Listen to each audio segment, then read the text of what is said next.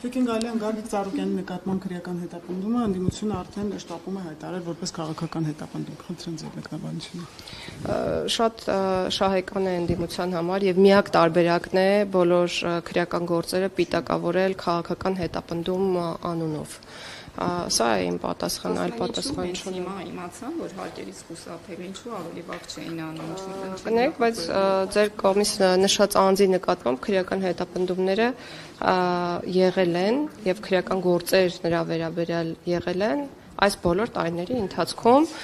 դատական process-ներ են եղել եւ կան, այդ թվում եւ ապօրինի ծագում ունեցող գույքի բռնագանձման համատեքստում։ Ամեն դեպքում 3 վարչության նիստում քննարկել եք, այո, դուք ճիշտ եք, 2/3-ի